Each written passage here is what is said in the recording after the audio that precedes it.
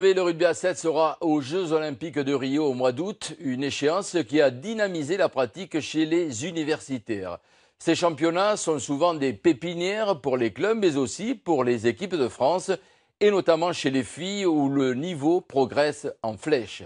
Voyez le reportage sur ces finales universitaires, c'était à Vannes. Il est signé Mathieu Jarry, Olivier Denoun, montage David Grinfant.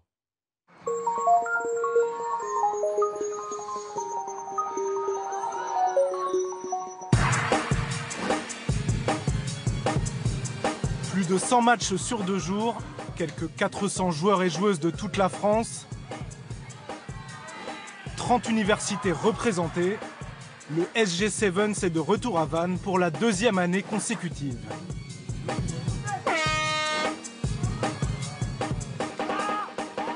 La réussite de la première édition fait qu'on s'est dit que venir une 2e année, c'était aussi une juste récompense et puis qu'on allait faire encore monter en puissance l'événement. Ce qui est le cas puisqu'on a augmenté notre nombre de participants. On est passé de 8 équipes par filière à 12 équipes. Vannes, un lieu tout trouvé pour ces finales universitaires. La préfecture du Morbihan s'impose comme la capitale bretonne du rugby.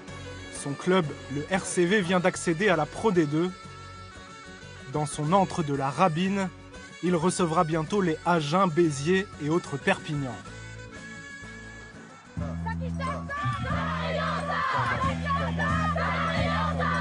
En attendant, le stade Jo Courtel, centre d'entraînement du RCV, accueille des nouvelles venues dans le tournoi Seven, les filles de l'université de Saint-Denis de la Réunion. Pour rentabiliser le voyage et se préparer, elles viennent de passer 2 jours à Marcoussis, avant de se confronter pour la première fois à des équipes de métropole. Il y a 4 équipes à La Réunion, où il y a un championnat K7, on n'a pas de championnat A15. Donc voilà, les filles, elles ont fait des oppositions, mais entre elles. Et la sélection n'a pas fait aucune opposition. Si tu veux, là, on arrive avec une équipe toute fraîche.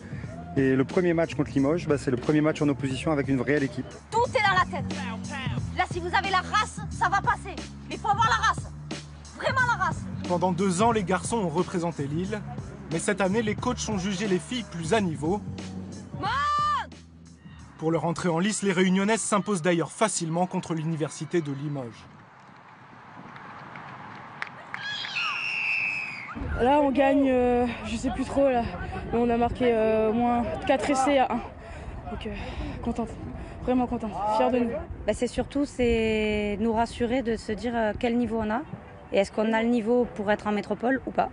Et là, pour le moment, on se rend compte que on est à notre place. On n'est pas le petit poussé, on est à notre place. Si les Réunionnaises pratiquent essentiellement le 7, beaucoup de participants du tournoi sont aussi des joueurs de 15. Certains au haut niveau, comme Mathieu Voisin, international moins de 20 ans, espoir du Racing Métro, un match en top 14 cette saison. Déjà avec le Pôle France, on a l'habitude d'enchaîner les 2 trucs, 15 et 7. Et du coup, le 7, c'est toujours plaisant parce que on ne peut pas s'échapper, on est à 7, on ne peut pas reposer sur le soutien du partenaire. Le rugby universitaire a toujours été une sorte de vivier pour le sport fédéral.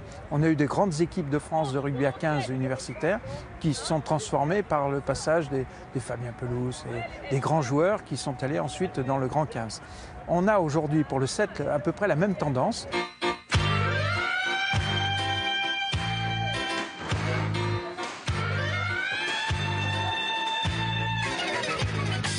Atelier ludique entre les matchs, massage, cryothérapie, bain de glace pour la récupération. Entre esprit potache étudiant et compétition à enjeu, le premier jour de tournoi prend fin sur les rives du golfe du Morbihan.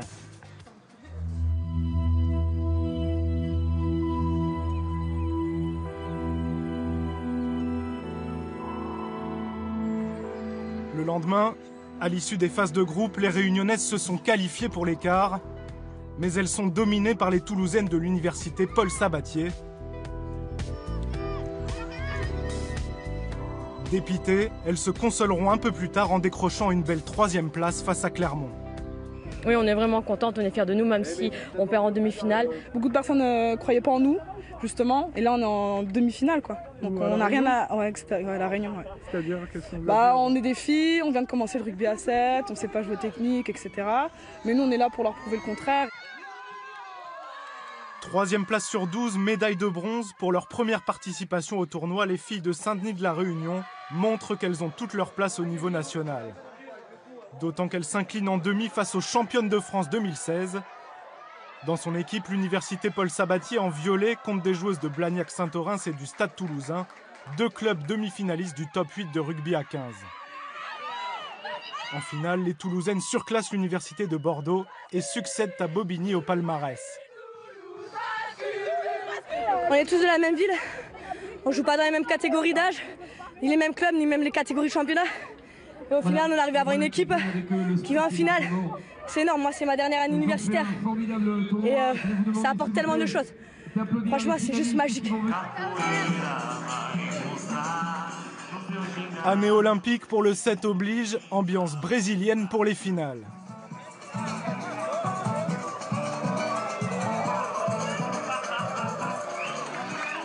Vainqueur chez les grandes écoles avec l'INSA, puis chez les filles, Toulouse, avec ses joueurs de haut niveau à 15, peut réaliser un triplé. Mais les Bretons de l'université de Rennes en blanc se sont entraînés à 7 toute l'année et prennent rapidement le large pour s'imposer face aux champions en titre, 33-19.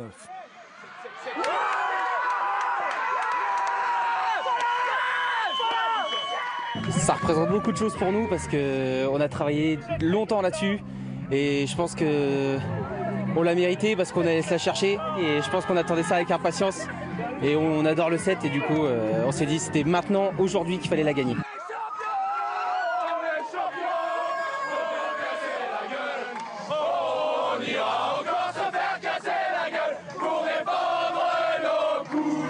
De loin.